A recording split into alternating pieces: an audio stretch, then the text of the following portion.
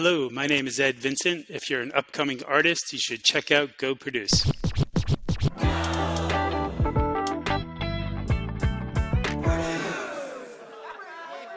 SmArtist, we've got Ed Vincent. He's an entrepreneur with over 25 years of business, technology, and management experience. He founded an e-commerce business in 1999, which he then sold to a competitor in 2001. And he's a repeat founder, which includes companies called Simply Engage, My Producer, and Predict Ventures.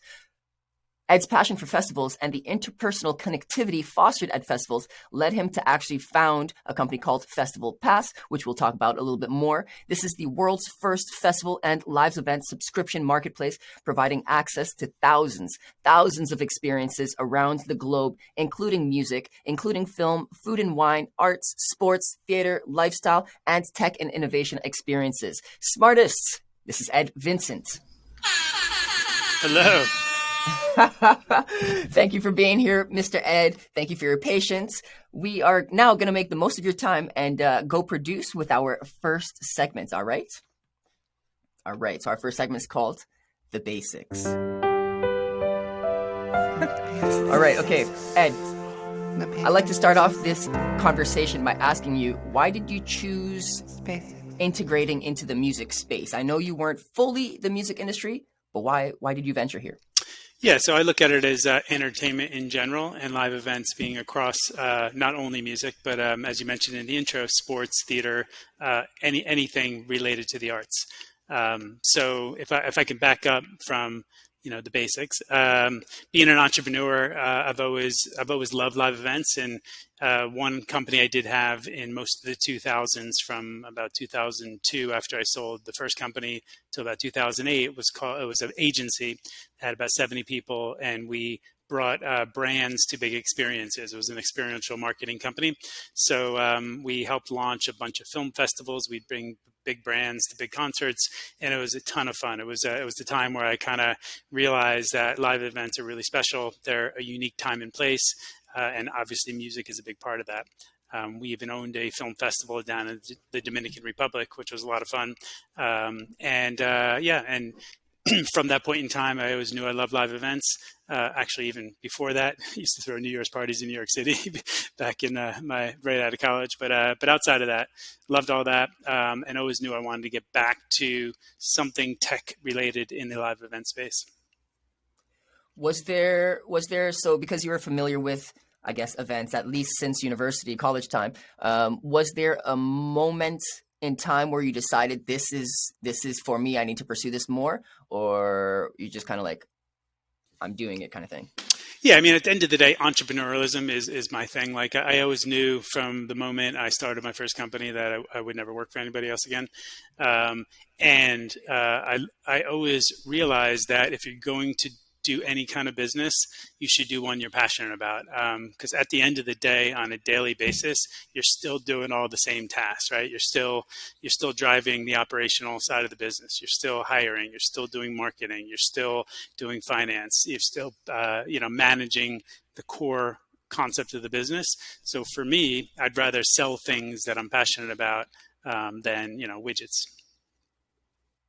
Than not. Right. Exactly. Makes sense. In your career coming towards Festival Pass, you've obviously have a lot of different kinds of experiences. I'm curious, just for fun, what is your most memorable festival experience?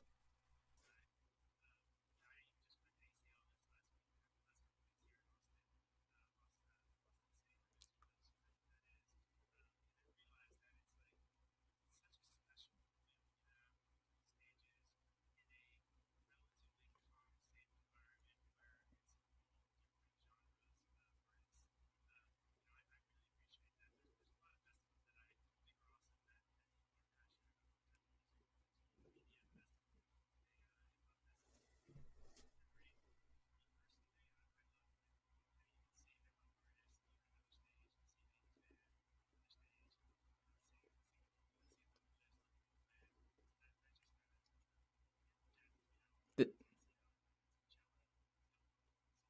the diversity is pretty cool. Absolutely. With all of your experience, what would you change in the music industry, if anything? Well, we are kind of doing that right now. So, so the one thing I've always felt without there's a place for every company within the ecosystem, and I've always felt ticketing in general has been kind of a non-innovated on experience for the last few decades. It's very transactional. And a lot of consumers get very frustrated on the lack of transparency in the fees and the pricing. So one of the things that we're building with Festival Pass, which I think is just a win-win for everybody, is we don't charge fees. So sometimes people go in and buy a ticket, and when they check out, it's 20%, 30% more than it said when they originally tried to buy it. So we want to remove any of that lack of transparency. So when you're a subscriber to Festival Pass, you never pay a ticketing fee, and you're always going to be paying less than you would anywhere else. And it's actually a pretty simple concept when you think about it from a business model standpoint. Is we're going to give away some of our margin to our members, right? They'll pay less, but in the only ask in so doing of them paying less is they're committing to a monthly subscription, and by doing so, it helps our company build recurring revenue. And when we have recurring revenue, our multiples of our company are higher. So we can have a just as valuable business with lower margins and higher multiples. That means It's a win-win-win. Is the customer gets things cheaper and feels part of a community. We're giving back to the community overall, and it allows us to still maintain a business. Profits, right? Yeah, it makes sense. That's a very well thought out model. I did a little bit of research on that. We will dive a little bit further into that in What's Your Take. But before we go to What's Your Take, we've got another segment which is quite fun. This is to get your adrenaline going, and we call it we call this round the speed round. Perfect. It's the speed round. It's the speed round. Yeah, the speed round itself, I've got 20 different questions for you, and you have less than 3 seconds to answer each. If we hit that 3-second mark, you're going to hear a buzzer that sounds like this. Yeah. Perfect. Yeah. And then we can justify them afterwards if we need. All right? Perfect. All right. What is your favorite activity to do? Hang out with my kids. Has the poem called If by Rudyard Kipling guided you since you were 15? That is true. What is your favorite meal? Chicken. Dead or alive, who would you like to have dinner with? Rudyard Kipling. What is Festival Pass's tagline? Live life live. Is water wet? Yes. Make the first sound that comes to your mind. Woohoo! How big of a market is the event space? 200 billion. Jeez. If movie is to watch, then Netflix is too.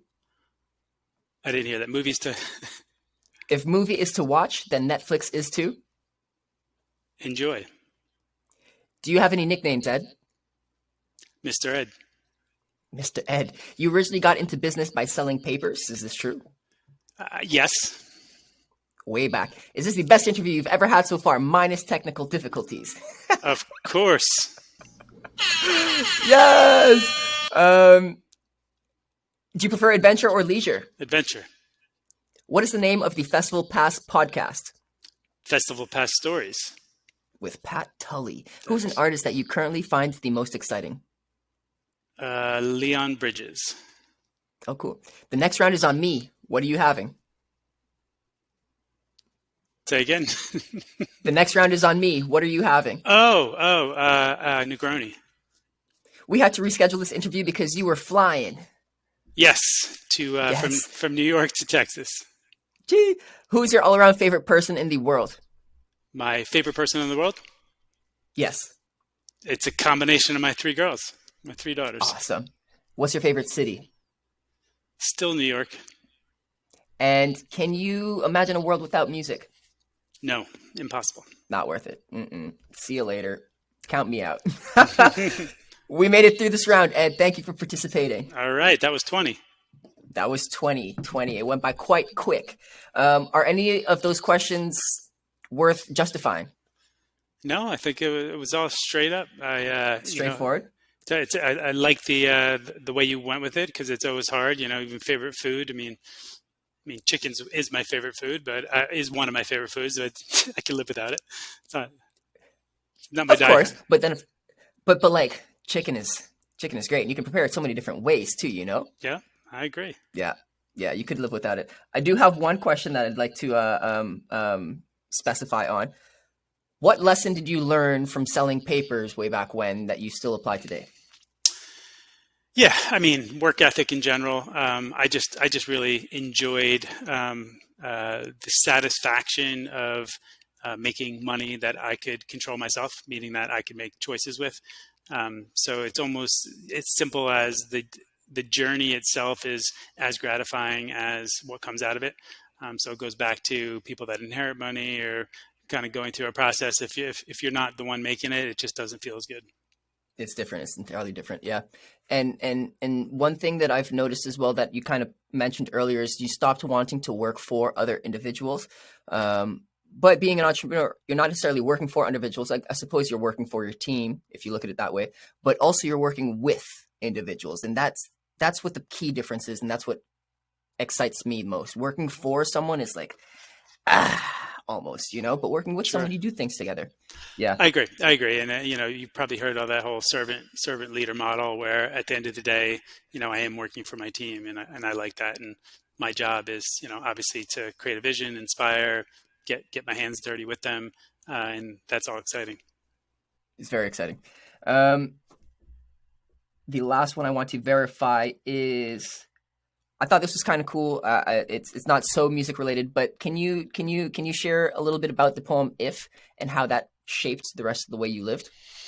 Yeah, I mean it goes on forever. It's really if you hold your head about you when all around you are losing theirs and blaming it on you, if you can look at triumph and disaster and treat the two imposters just the same, if you just think of that line right there, then and there, and it every single thing in life, it teaches you that, hey, if you are successful, don't be too full of yourself because you just don't know what created that success. If you fail in something, don't get down on yourself because the reality is there's other circumstances that could be there. There's a line that says, if you can walk with kings and keep your common touch. And the idea being that if you can be around people that have succeeded or have elevated, but never think that you're any better than anybody else. I can go on, and part of it is just this simple concept to be grateful in life, be level-headed, and never get down on yourself, and always believe in yourself, regardless of what other people say. It's definitely easier said than done, but it's a beautiful message, and if people can actually apply it to their lives, even in the music world, like outside of music, but also as individual artists, especially as entrepreneurs, you're gonna need to like adapt that mentality to do well. Well, every artist is an entrepreneur. Absolutely, that's the common thing that we talk about here. Artists are entrepreneurs. Yes, that's the speed round. Ed, okay. I'm gonna test my luck. I'm gonna see if what's your take transition is working. What's your take? Say what your take is. What's your take? Let me hear you say. What's your take? Can't hear you now. What's your take? That's the transition. All right. In What's Your Take, Ed, we've got we're back to open discussion. No more 3-second rule, although we didn't get any buzzers, which is cool. We are looking ultimately for your wisdom, and I created a little bit of a theme for this episode, which I'll share with you now. Festival pass. Your mentality. A festival is an experience that is created with the user in mind. That is correct. So let's talk a little bit about that. You told us briefly what Festival Pass is. I mentioned also that it is the world's largest. What was it here? How about you just tell us a little bit why Festival Pass was created? Sure. So a lot of it does go down to the context of my past experiences, right? So everything I've done to date kind of lays into why the business model for Festival Pass. So, the idea is that the first company I built was an e-commerce company. So the idea that you can transact online, and the reason we even built that company was when I was mentioning we were throwing New Year's parties back in the day in 1999, 1998. It was this epiphany that instead of running around New York City collecting $20, $40 from everybody in cash to go to the party, we're like, hey, we can can just actually throw up this little thing on the internet, and they could buy their ticket on the internet. And I was like, wow, okay, that's pretty interesting. And it saved us a bunch of time. It was super easy. I guess, when I say super easy, it was a little different back then. It would take 20 seconds for the transaction to go through. And then jumping into the company that we had after that, the experiential marketing company, it was now I knew how to actually run a festival. I knew how actually what is involved, what is the business model, what part of the model is tickets, part of it is sponsorship, and then part is the actual operational expenses that exist while you're there. And then even fast forward, the next company I had was a SaaS-based business. And I'm like, okay, so that's basically a subscription-based business. And then my previous business to Festival Pass was a data consultancy in the entertainment space. So we had clients that were a lot of big television networks in Canada. You guys probably know Chorus Entertainment. We helped them build their entire kind of data infrastructure in order to understand their consumer behavior. A&E networks, AMC networks. So we were doing a lot in the space of understanding consumer data and entertainment, as well as film studios. And some people might have heard of a company called MoviePass, at least south of the border. And I spent a little time as a contractor, as their de facto chief data officer, really digging into the 3.5 million subscribers they had and trying to understand what that data meant. So put that all together. I knew I wanted to get back into the live event space. I knew there was a better subscription model that existed, and I've seen many companies kind of fail in understanding the best way to do subscription. And then there were a couple companies that were doing it right, so we borrowed some of the financial model of a company out there. I don't know if you heard of ClassPass at all. If you guys have ClassPass in Canada, just recently sold for $1 billion, so they did it right. But anyway, so the point I'm getting at is all of these pieces were related to me at least being the right person at the right time to build this company. And then when I realized the market is such a big market globally, being $200 billion, and also seeing that, there's primary ticketing companies and then there's some marketplaces out there, but everybody has this lack of transparency in the way they price their tickets, in the way they charge massive fees. And I just knew that this model is what is the future. It really is in the Gen Z kind of a millennial space. The type of social features we're building into the product and the community we're building, I just think once we get to the size at scale, everybody's going to be really happy. I'm curious to know, is there something else that makes Festival Pass unique, or the experience that you provide? Yeah. It's what's exciting is that we have a lot of stuff on the roadmap, as well as a lot of stuff built that we just haven't launched yet, but will be coming very soon. So a couple of those, you mentioned thousands. We have about 80,000 events on the platform now. So any concert you can think of that might be in a decent sized arena, you'll see on there. Most of the bigger music festivals, we're continuously, looking to do deals with some of the smaller ones, just so everybody can be on board. Every major league football game, baseball game, soccer game you can possibly imagine is on there. Broadway theater. So there's a lot of stuff on there. Additionally, we have over 600,000 hotel room nights on there. So anybody that wants to book a hotel room, instead of going to a traditional online travel website, you can come to Festival Pass. And if you're a subscriber, you end up paying 20-30% less than you would anywhere else.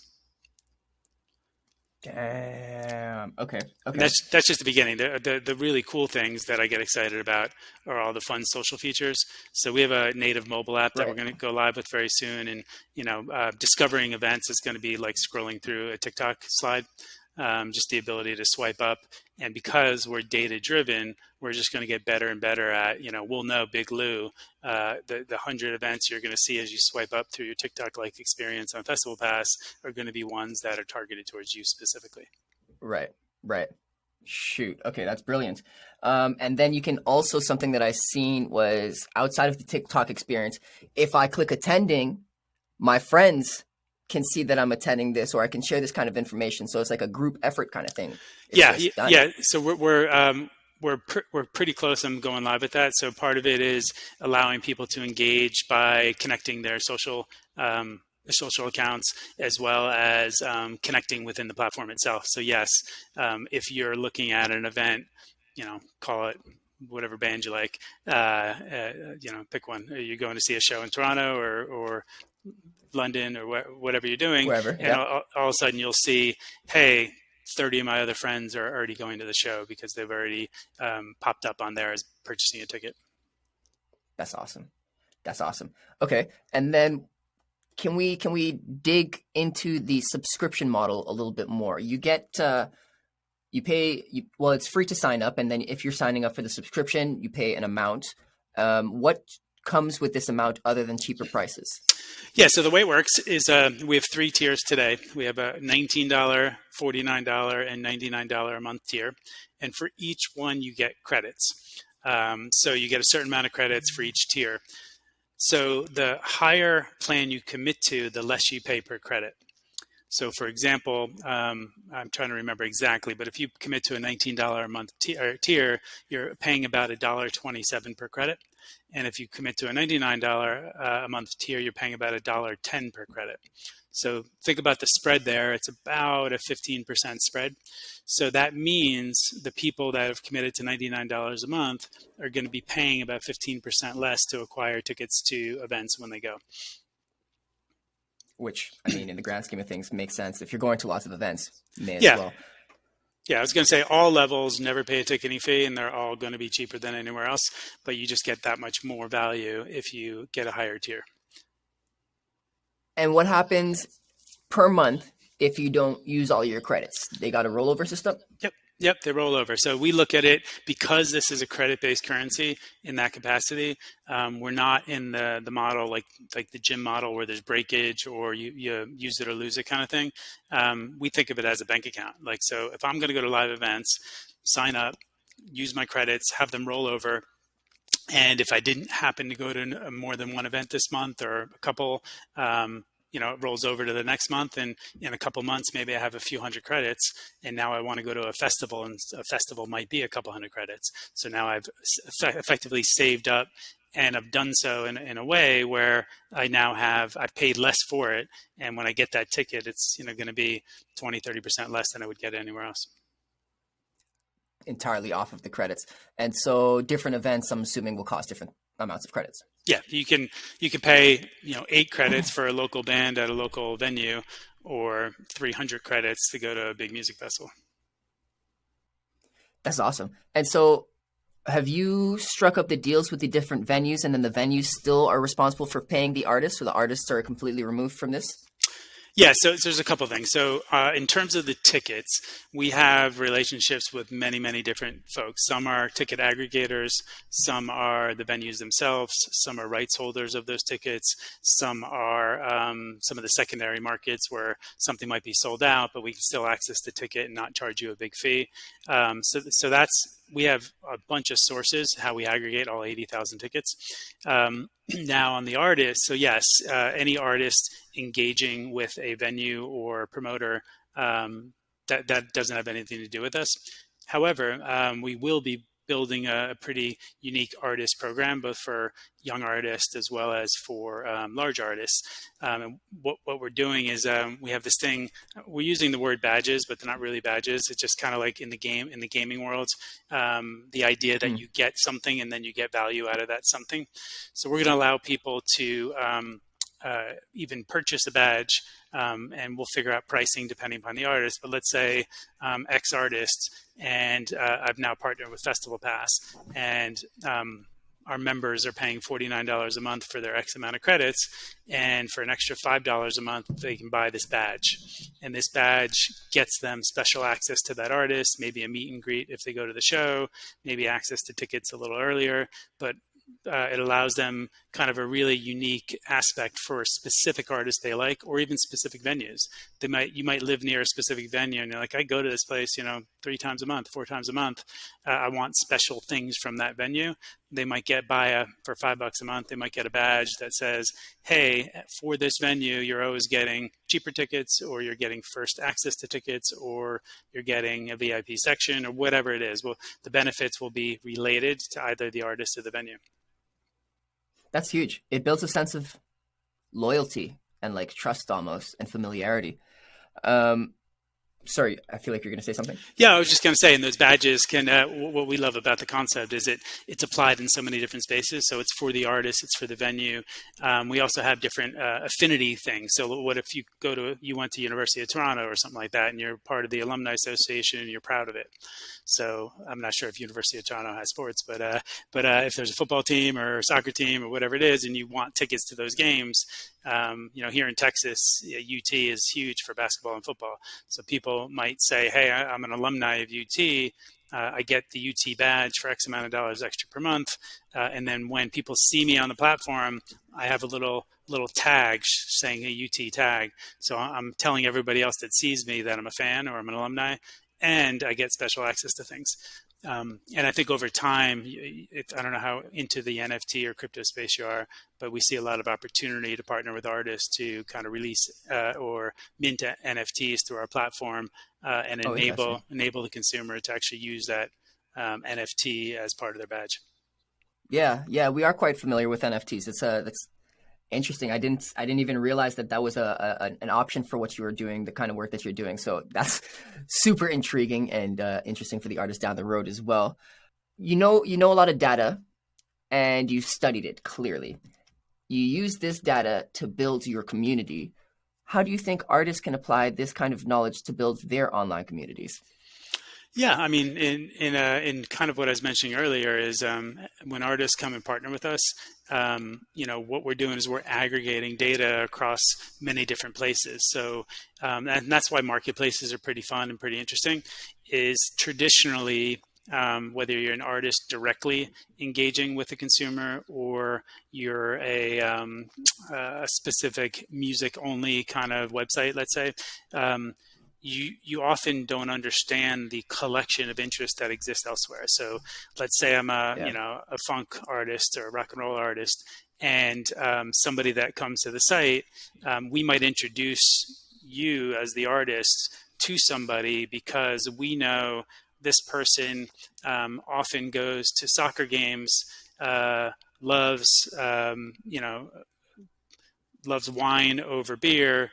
And because of it, they're going to like you as an artist. I'm just using random examples, but maybe we understand that because we've looked at thousands of people that look like this person, and they seem to be demographically and behaviorally interesting to you. So now all of a sudden, the artist is being introduced to somebody that they would never have access to because that person wouldn't seek that artist out.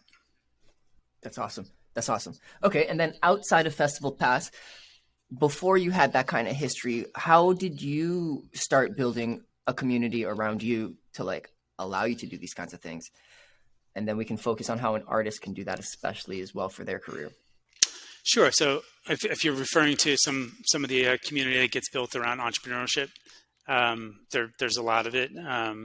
I've been part of a group called Entrepreneurs Organization for over 14 years in New York, and then there's a chapter here in Austin. So it's a global organization. So for me, I always have this community that people that I'm similar to.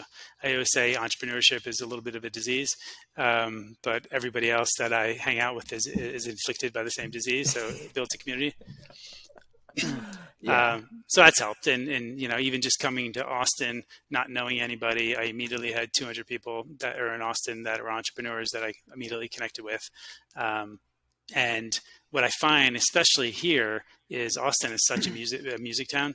So it's fascinating that, any and everybody I connect with here, doesn't matter what their job is, they love live music. So you could be in an Uber and the guy's like, yeah, I just went to a show last night, the driver of the Uber. Or you could be, call up your accountant and they're like, oh yeah, I just went to 3 shows last week. So it's amazing to see people come to Austin because they love live music. So that's a community in itself. And, same goes for the film community and all this other stuff. Right. There are hubs. Interesting. Okay. So one way to go about it, if you're an upcoming artist or a music enthusiast, go to where people like this kind of stuff. That's huge. And then also, if you can't afford to get to these places immediately, start networking online with people that are in these places, and then you can build that community, right? Totally, and More global. especially somewhere here like Austin, there's so much support. Like there's a whole organization that provides health insurance for musicians because they want to help musicians continue to do what they do. So a lot of people will take a job just for health insurance and give up on their dream because maybe waiting tables doesn't provide health insurance while they're doing gigs at night. But there's organizations that help. There's organizations that help that. It's called HAM here in Austin. But I love it. I love when you have these places that support the communities. I'm sure there's a lot of the same stuff going on in Nashville. Yeah, that's wild. I've never even heard of an insurance policy geared directly for creatives. I need to do a little bit more research and maybe get them on out here. Cool. So we spoke a lot about your history, festival pass, the kind of work that you're doing, but now I want to break down the actual performance of artists. You obviously spend a lot of time organizing and building festivals, but obviously being there as well. So when you're taking in performances, what to you makes an amazing performance? Yeah, I mean, again, it's all time, place, energy. Like I love the juxtaposition of, just two days ago, I'm trying to remember what day it is, just on Saturday night, there's Formula One going on here in Austin. And you probably heard of Billy Joel, right? He's an artist and I was shocked, an international audience from all over the globe. There's Billy Joel's playing to 50,000 people on a big open field. And to me, that's just like the energy that happens, and the fact that 50,000 people from all over, hundreds of different countries that come in for Formula One, and they're all singing Billy Joel songs. I'm like, wow, that's powerful. And then on the flip side, I belong to just a social club here in Austin, and they do a lot with bringing in really cool artists that either are curated by someone called Black Fret, or they just bring in some other cool artists. And about a month ago, there's a guy named Jordan Matthew Young who was on The Voice, and he's really just like a great slide guitarist and soul singer. And he was up on, it wasn't even stage, up in a seat, a couch, or a stool, I should say, just playing for 20 of us. And it was just like, that kind of experience is just awesome. So, for me, it's the juxtaposition of amazing humans and amazing artists, whether it's, in an intimate room of 20 or an intimate room of 50,000. Intimate is the key word there here. Like going from 20 to 50,000 is completely different, but at the same time, from the artist's perspective, they have to bring their 100%, regardless of if it's 20 people or if it's 50,000 people. Do you find that there's a way that successful artists are able to train themselves to do this? Oh, I think so. I think every artist that goes out and performs does it because it fills their soul. Like even having coffee yesterday at a local joint called Mozart's, there's a non-famous singer playing acoustic guitar and just cranking it out for 30 people drinking coffee, and just the passion coming out of his voice just sitting there. I know that he loves what he does. So the idea that you do the same thing whether there's 30 or 50,000, so you gotta bring it every time. Every single time. It's the individual experience that makes up the collective. That's cool. We briefly touched on what the future of music events could kind of look like, but I got to ask again. It's not just going to be virtual. It's not just going to be live events. But what is it going to be? The one thing that I truly believe is cool is because of the pandemic, so many small venues that never invested in streaming technology were able to get it pretty cheap because so many companies came out and started building it. So now, I doubt there's a music venue in North America that doesn't have a couple cameras set up now that could just stream at will. And what I like about that is now the infrastructure's set up, and it could create a lot of great opportunities. We don't have it ready yet today, but I would love on Festival Pass for people to come in and, go watch a band in New York City that they love, down on the Lower East Side, stream it for a half hour, pay 5 credits, something that just adds value to the artist, adds value to the venue, and then flip over to LA and check out the Viper Room and, maybe catch, another band wherever, if they happen to be playing in Oklahoma, but it's my favorite band, and now I can see them in Oklahoma for 30 minutes.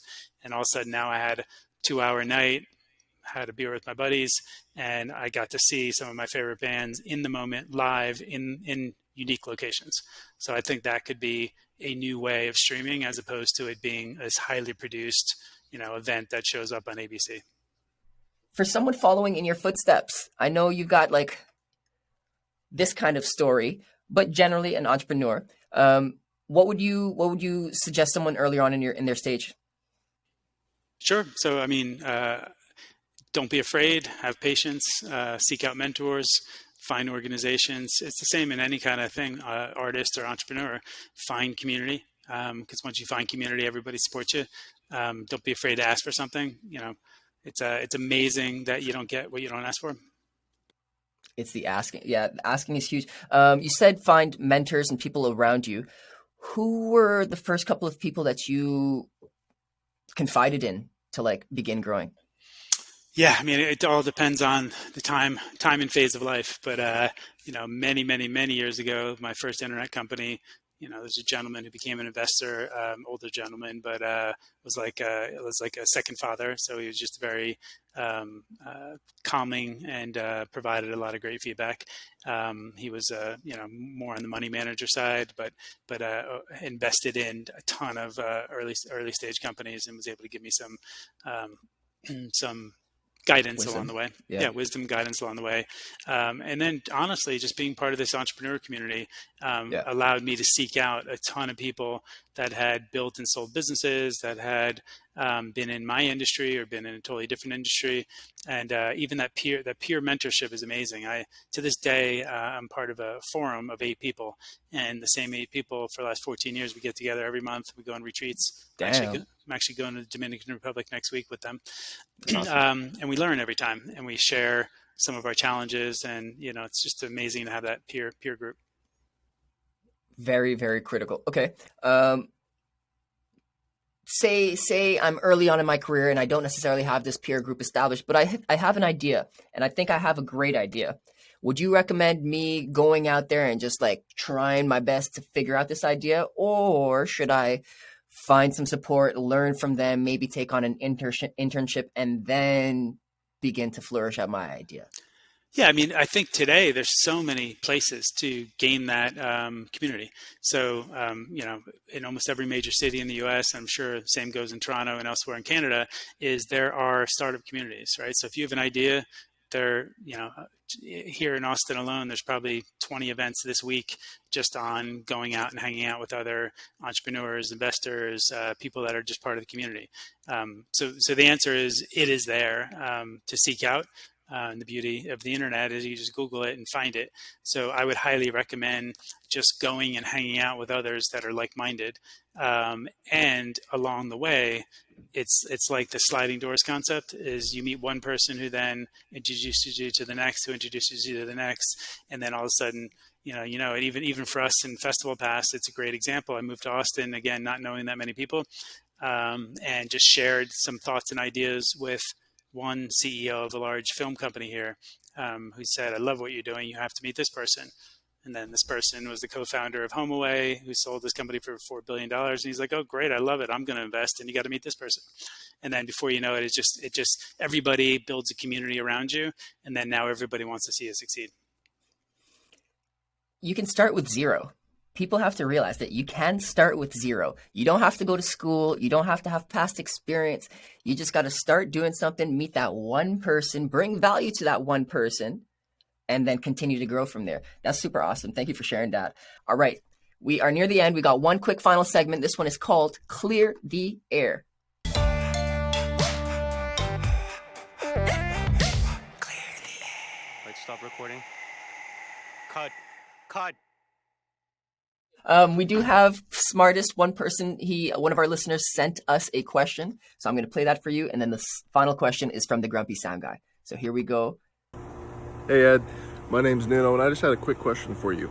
Do you think it would be wise for producers and artists alike to use some sort of subscription-based model to create revenue for themselves?